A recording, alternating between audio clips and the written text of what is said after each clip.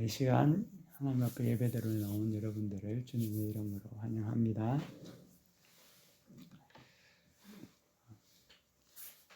바나바와 바울이 이제 1차 선교 여행을 마치고 오늘 성경 본문에 보면은 이제 안디옥 교회로 돌아온 후에 예루살렘에서 온 어떤 사람들로 말미암아 교회 안에서 이제 소동이 일어났다라고 이제 증가하고 있습니다. 그것은 예루살렘에 온 유대인들이 안디옥에 있는 교인들에게 모세의 율법대로 할례를 받지 않으면 구원을 받지 못한다라고 안디옥 교회에 전했기 때문에 그렇습니다. 근데 이 안디옥 교회는 이방인의 교회이지 않습니까? 그러다 보니까 유대인과 같이 모세의 할례 또 모세의 어떤 의식법을 지키며 살아가는 그런 어떤 사람들이 아니었던 거죠. 그로 말미암아 그 사람들이 전한 그러한 어떤 메시지로 교회에서는 굉장히 혼란이 일어나고 소동이 일어나게 된 겁니다. 예수를 믿음으로 구원을 얻는다는 이 신약의 복음을 그 사람들이 왜곡했다는 거죠. 사실 이 유대인들이 전하는 그 사람들이 전했던 할례와 율법의 준수는 이방인들을 복음화시키는 게 아니라 이방인들을 유대인화시키는 거였죠. 그랬기 때문에 바울과 바나바는 이 일로 인하여서 굉장히 근심하게 되고 또 교회는 이제 적잖은 혼란과 소동이 있었습니다. 그 당시만 하더라도 우리가 오늘 성경 읽었던 사도행전 15장쯤에 그 AD 49년경만 보더라도 아직까지 복음의 진리가 완전히 정립되지 않았던 그러한 시기였습니다. 예수님께서 십자가에서 죽으시고 부활하신 후 한 20년 정도가 지난 때였기 때문에 모든 제자들과 믿는 자들에게는 성령이 임해서 하나님께서 예수 그리스도를 통한 구원의 놀라운 복음의 역사가 이미 이루어졌지만 그것이 모든 세상의 사람들에게 전파되기까지는 시간이 필요했다는 거죠. 그러다 보니까 아직까지는 과도기적인 그런 어떤 복음의 진리가 정립되지 않은 그러한 때였습니다. 그래서 수많은 이 유대 그리스도인들, 유대인이지만 예수님을 믿는 많은 사람들이 그 당시에 모세의 율법과 전통을 따라서 살아갔고 또 그것에 매여서 살아갔습니다. 이 문제를 해결하기 위해서 안디옥 교회는 바나바와 바울을 예루살렘으로 이제 파견하게 되는 거죠. 오늘 성경 15장 2절에 보면은 한번 보시기 바랍니다. 바울 및 바나바와 그들 사이에 적지 아니한 다툼과 변론이 일어난지라 형제들이 이 문제에 대하여 바울과 바나바와 및 그 중에 몇 사람을 예루살렘에 있는 사도와 장로들에게 보내기로 작정하니라. 아멘. 예루살렘 교회가 복음의 중심 교회였고 또 모든 믿는 자의 모교회였고 또 그곳에는 사도들이 있었기 때문에 그 문제를 질의하러 가게 되는 겁니다. 이때가 AD 49년에 일어난 일입니다. 누가는 이 성경을 누가복음을 기록할 때 굉장히 역사적인 어떤 부분에 대해서 많은 것을 우리에게 정보를 제공해 주고 있습니다. 그래서 예수님이 탄생했을 때 그 지역의 왕들이 누구고 누구의 로마 황제의 치리 안에 있었던 그런 내용들도 이야기를 하고 또 그런 부분들에 대해서 정보를 많이 주고 있는데 누가가 이 성경을 쓰면서 이 역사적인 어떤 내용들을 바탕으로 해서 이제 기록하는 것은 이 성경이라는 것이 구원에 관한 책인 건 맞지만 동시에 역사를 바탕으로 해서 우리에게 전해준다는데 굉장히 중요한 의의가 있다는 거죠.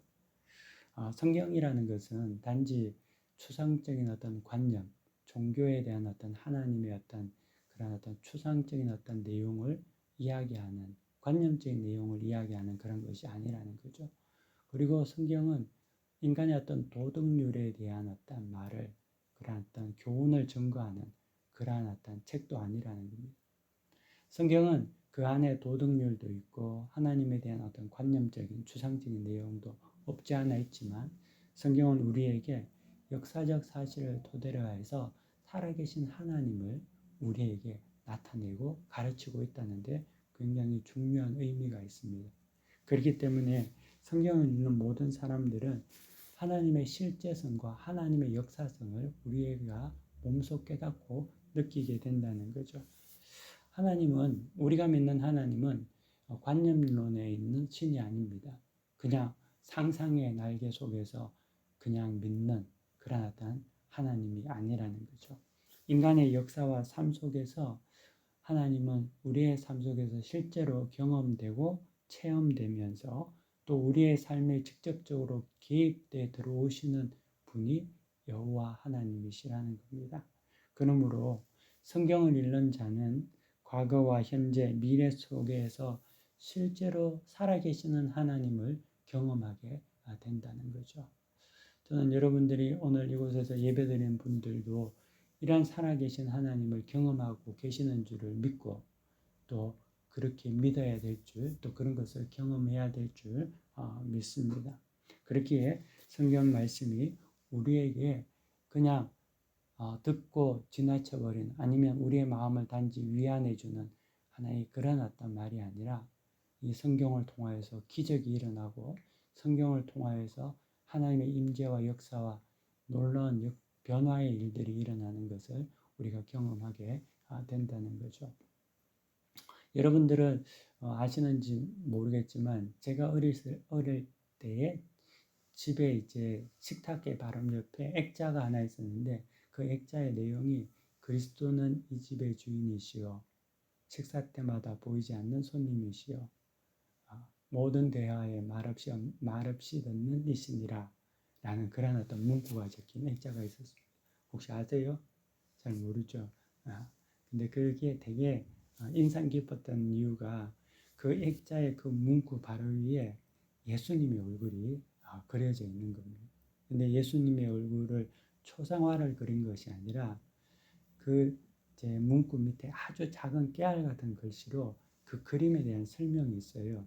근데 그 그림은 어떤 그림이냐면 흰색과 검은색이 얼룩덜룩 저렇게 이렇게 있는 건데 잘 보면 얼굴이 예수님인 줄 알고 잘 못 보면 예수님인지 모르는 그냥 어떤 흰색과 검은색이 이제 얼룩덜룩하게 그렇게 저렇게 그려져 있는, 이제 박혀 있는 그런 그림이죠.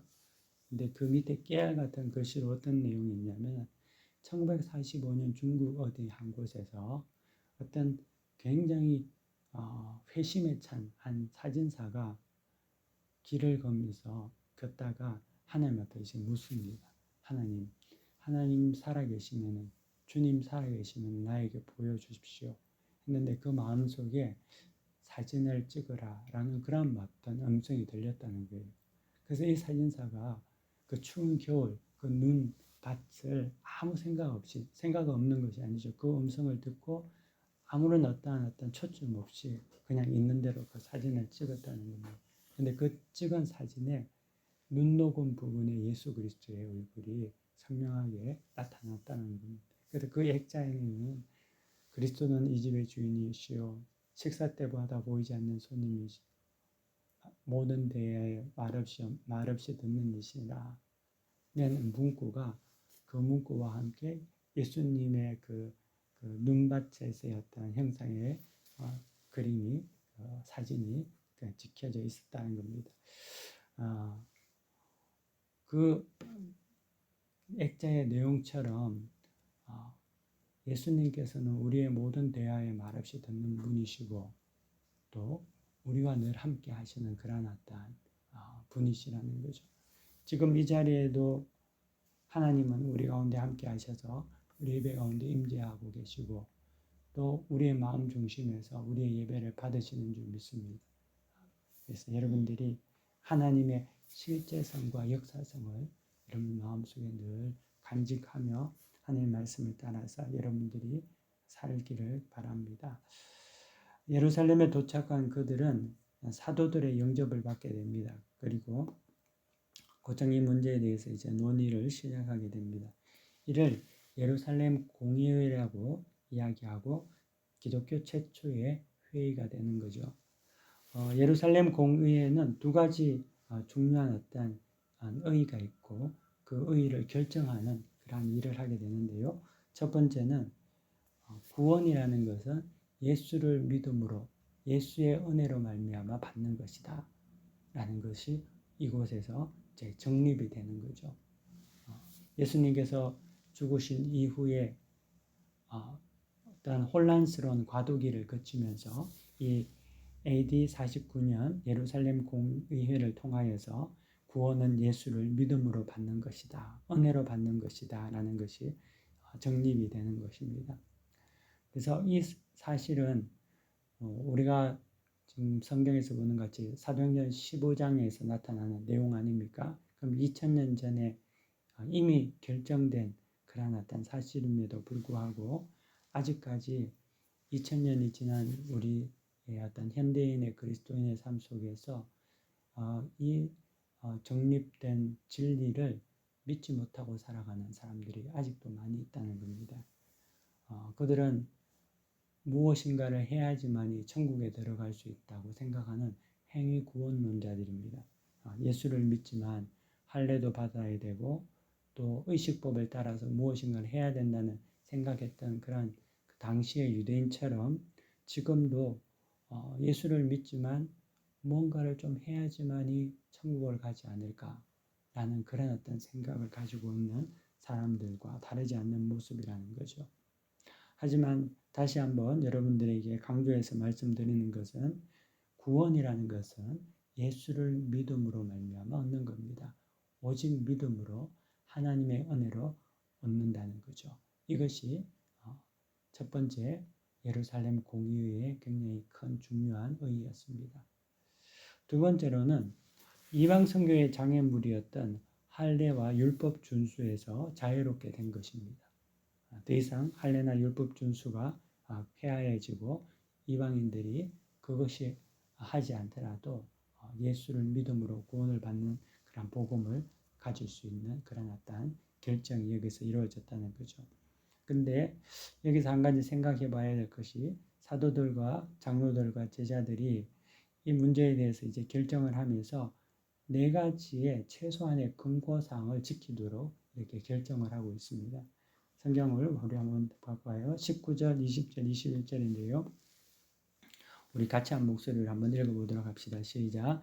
그러므로 내 의견에는 이방인 중에서 하나님께로 돌아오는 자들을 괴롭게 하지 말고 다만 우상의 더러운 것과 음행과 목매어 죽인 것과 피를 멀리하라고 편지하는 것이 옳으니 이는 예로부터 각 성에서 모세를 전하는 자가 있어 안식일마다 회당에서 그 글을 읽음이라 하더라. 아멘.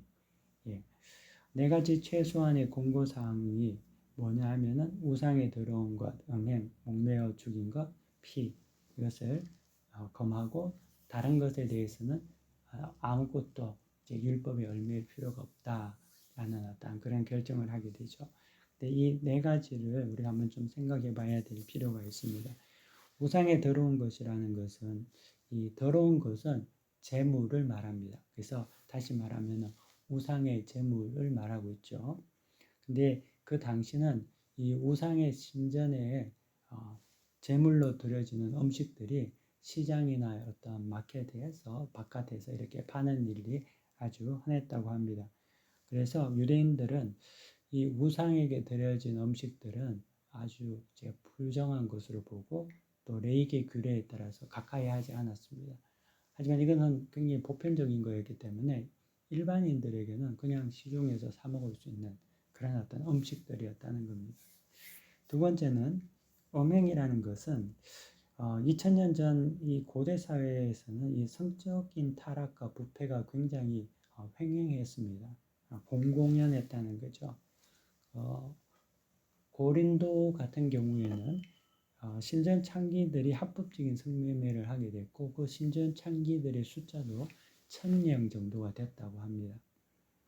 그리고 또 당시는 우리가 지금 생각하면은 이제 가정이라는 것은 엄마, 아빠 두 사람이 결합해서 자녀들을 얻는 게 이제 건강한 가정이라고 하지만 그 당시 2000년 전에 어떤 이 당시의 어떤 헬라 문화와 이 로마의 어떤 지배를 받는 그 당시의 어떤 사람들의 사고에서는 한 남자가 한 여자와 결혼해서 그냥 그렇게 산다는 것이 그렇게 보편적이라는 것은 아니었다는 거죠. 한 남자가 다른 여자들과 결혼을 하고 난 이후에도 많은 여자를 뭐 돈이 있으면 거느리고 살고 아니면 뭐 외도를 한다든지 이런 것들이 그냥 좀 보편적인 그것에 대해서 그렇게 죄나 윤리적으로 죄의식을 갖는 그런 시대가 아니었다는 겁니다. 그래서 음행이라는 것이 굉장히 보편스러웠고 우리가 이제 고린도 교회에서 바울이 이제 편지를 쓸 때 뭐 어떻게 보면은 아버지의 아내를 자기 아들이 취한다든지 이런 일들이 우리가 보기에는 굉장히 어떤 놀라운 일이지만 끔찍한 일이라고 생각하지만 그런 어떤 문화권에 있던 사람들이 그런 것들에 대해서 그렇게 죄의식을 느끼지 않고 살았던 그런 어떤 시대였다는 거죠.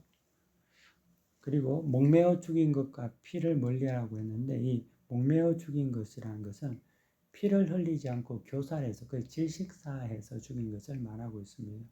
근데 이제 성경은 피채 먹지 말라고 분명하게 이야기를 하거든요. 왜냐하면 생명은 그 피에 있기 때문에 피는 절대로 먹어서는 안 되는 것이 유대인의 하나님께서 부여받은 레위기의 규례였다는 겁니다. 그래서 유대인들은 이런 것을 철저히 지켜오고 있었고 또 육체의 생명은 피에 있다고 믿었기 때문에 그 부분들을 굉장히 경계했던 그러한 어떤 모습이었습니다. 근데 이 네 가지를 이제 예루살렘 공회에서 이방인들이 교회로 돌아오는 데 있어서 이 네 가지만을 이제 좀 지키면서 이 네 가지는 꼭 권고사항으로 지킬 수 있도록 이야기하고 나머지 것들은 다 율법의 모든 의식들을 피하게 되는 거죠. 그렇게 하면서 이제 이방인들에게 이야기를 한 겁니다. 근데 왜 그러냐면은 새로운 이방인들이 믿음으로 이제 교회를 들어오게 될 거 아닙니까? 전도를 통하여서. 그런데 그들은 이 네 가지에 대해서 죄의식이나 그런 것들이 별로 없다는 겁니다. 얘들은 우상의 제물을 사먹는 것도 불편하게 느끼지 않고 또 음행에 대해서도 굉장히 성적으로도 자유롭고 그리고 목매어 죽임 어떤 피해 관해서도 뭐 시체에 대해서도 그런 어떤 것에 대해서 이 사람들이 굉장히 어떤 부분에 대해서 죄의식을 느끼지 못하는 그런 어떤 사람들이라는 거죠. 근데 문제는 이미 교회 안에 유대인들도 있을 텐데 그 유대인들은 그런 부분에 있어서 굉장히 거부 반응이 있다는 겁니다. 근데 만약에 이 유대인들, 이방인들이 그런 어떤 유대인들에게 절대 금기시 여기는 일들을 가지고 관습적으로 특별한 어떤 죄책감 없이 교회 안에 들어오게 될 때 교회에 많은 어려움과 또 불화가 일어날 수 있는 그런 어떤 소지가 될 게 분명했습니다. 그래서 이 네 가지 지침을 정한 이유는 이방인을 위한 것이기도 하지만 특별히 유대인을 위한 것이기도 했습니다. 유대인들은 이 네 가지 요소에 대한 강한 거부감이 있었고 또 이방인들이 예수를 믿고 이제 교회에 들어와서 자유롭게 하는 믿음 때문에 유대인들이 혐오하게 여기는 일들을 하게 된다면은 유대인과 이방인 사이에 이제 마찰이 있을 것이고 이를 통하여서 복음이 복음되지 못하게 된다는 것이죠. 그러므로 사도들과 장로들은 믿음으로 구원을 받는 복음에는 어떠한 장애가 없도록 이제 선포하되 이제 교회의 새로운 지체가 되는 이방인들이 유대인들에 대한 배려를 할 것을 요청했다는 거죠. 그러니까 새롭게 들어오는 사람들이 들어와서 예수를 믿으면 그 복음이 자유의 복음인데 그 자유의 복음이 남용되어서 이미 있는 기존의 사람들이 그것으로 인하여서 어려움을 당하지 않고 잘 신앙적으로 화합할 수 있도록 이제 했다는 겁니다. 그래서 이방인들이 비록 그들이 죄라고 생각하지 않았던 잘못된 관습과 행위조차도 그것에 대한 경계를 함으로써 유대인과 또 전체 교회 안에 화평과 걸어놨다는 것을 연합을 도모하게 된 것이죠. 물론 이 네 가지는 사실 하나님께서 금하신 것은 맞죠. 유대인들에게. 하지만 그것을 잘 알지 못했던 유대인 밖에 있는 자들에게는 이제는 새롭게 들어올 때 이러한 어떤 조치들을 통하여서 예수의 복음이 방종의 복음이 안 되고 참된 자유로운 은혜의 복음, 배려의 역사가 있기를 바랬다는 겁니다. 우리 그리스도인들은 자유의 복음을 가지고 있죠. 그래서 우리가 예수를 믿는 데 있어서는 예수 외에는 다른 어떠한 것들이 필요 없는 것이 이미 우리가 2000년 전 오늘 우리 성경에서 사도행전 15장에서 말하는 예루살렘 공의회를 통하여서 선포가 된 겁니다. 이것은 변함없는 진리인 거죠. 성경이 증거하는 바입니다. 근데 우리가 예수로 말미암아 구원을 얻지만 동시에 우리의 삶은 그 예수에 통한 이 자유가 방종이나 잘못된 어떠한 것으로 가야 되지는 않는다는 거죠. 그래서 바울은 갈라디아 사람들에게 이렇게 이야기합니다. 형제들아, 너희가 자유를 위하여 부르심을 입었으나 그러나 그 자유로 육체의 기회를 삼지 말고 오직 사랑으로 서로 종로로 살아. 아멘.